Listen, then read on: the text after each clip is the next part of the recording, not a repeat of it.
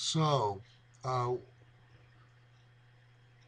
what I really want you to do is I want you to go to the um, Committee to Stop FBI Raids, the stopfbi.net, and I want you to fill out the petition there. I'd like to see us get some local rallies together at the federal building or somewhere to express ourselves. I'd like to see us. Uh, you can go to this website. You can donate to the legal defense of these folks. You can donate material resources. You can sign a petition. But what I really want to get across to you is that this is no different than the bullshit that this government did against Vietnam activists during the Vietnam War, the American Indian movement in the late '60s and early '70s.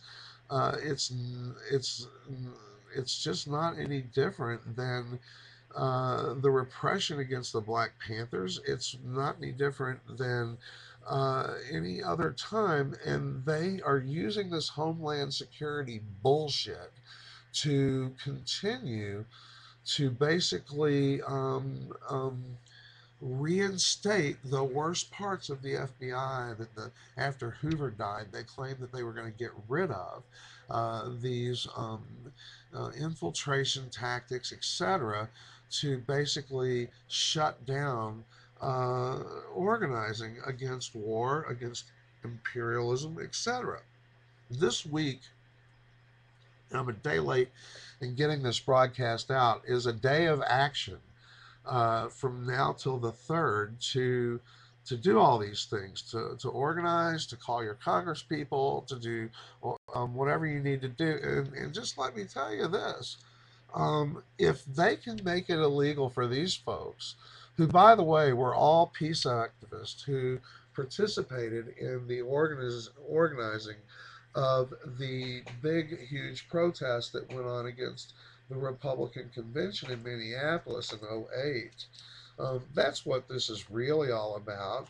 What this is really all about is it's about these this administration is really showing its true colors, and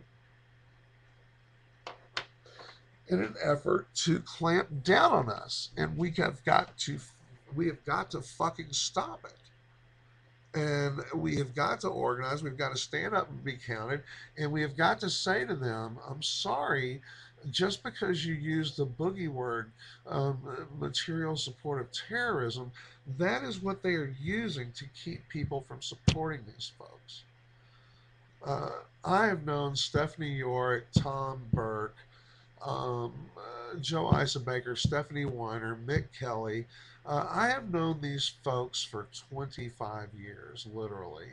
And I can tell you right now that I don't, as long as I've known them, there's not a violent bone in any one of these people's bodies. In fact, and I'm not saying I'm violent, but I can tell you right now that over the years I have had a tendency to be much quicker to rise to the occasion of self-defense than they are. I was actually rather shocked to see them on the internet after a friend of mine called me and said, "Hey, you need to look at the New York uh, Times and the Chicago Tribune news sites because they just took Joe Eisenbaker is had his house emptied out by the FBI because of his work in support of the people of Colombia and against the occupation that is going on in Palestine, and etc." Now, I also want to say this, and this is important. I don't necessarily agree with some of the groups that the folks were have been accused of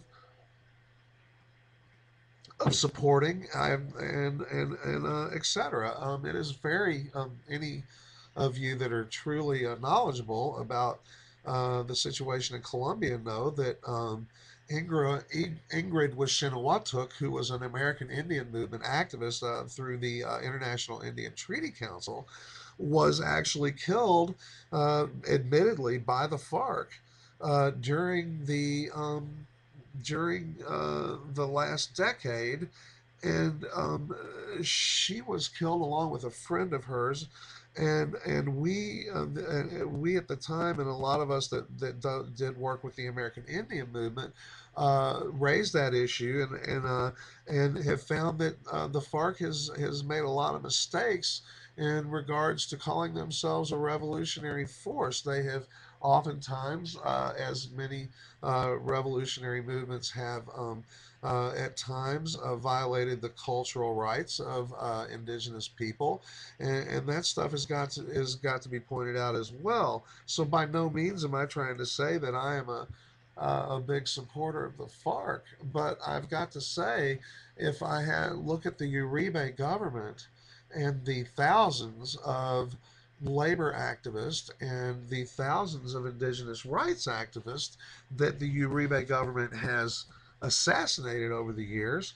The Uribe government, well, excuse me, it's not the Uribe government anymore, but most of the United States government support of the Colombian military is based on the relationship that they built with Uribe and Plan Colombia under the auspices of winning the so called drug war. Now, we look at that, and I got to say that if I have to choose between Uribe, who props up the ruling class in Colombia, and if I had to choose between them and the FARC, I can tell you right now that I would choose the FARC. So there are no clear distinctions on this. This is very similar to the situation when our government, George Bush's father, was, by the way, the ex-director of the CIA, and he supported the goddamn Saddam Hussein government throughout the presidency of Ronald Reagan. He and Reagan supported Saddam Hussein. There are videos of Rumsfeld shaking hands with Saddam Hussein. Is I think a recent uh, Bill Maher or somebody said, we know that they had weapons of mass destruction. How do you know? We've got the receipts. Well, yeah, sure.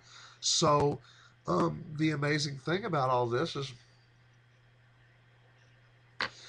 exactly how is Tom Burke, Stephanie Yorick, and many of these other folks, how are they more dangerous than George Bush's dad, Donald Rumsfeld, Dick Cheney, Oliver North, Ronald Reagan, and the rest of these damn criminals that have armed a bunch of rabid pit bulls to the goddamn teeth around the world who have presided over the murder of millions of people, and somehow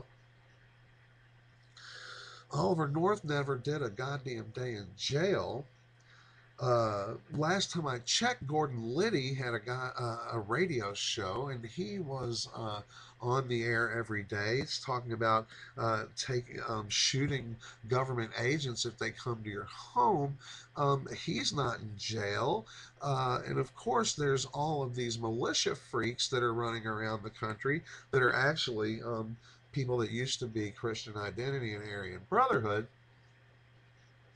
They aren't rounded up. They are armed to the goddamn teeth. I know this for a fact. We have actually had teams of people go amongst their ranks and look in on them, and we are very aware and very educated on the types of weaponry that they have. And yet they're not in jail. They're not emptying their homes out.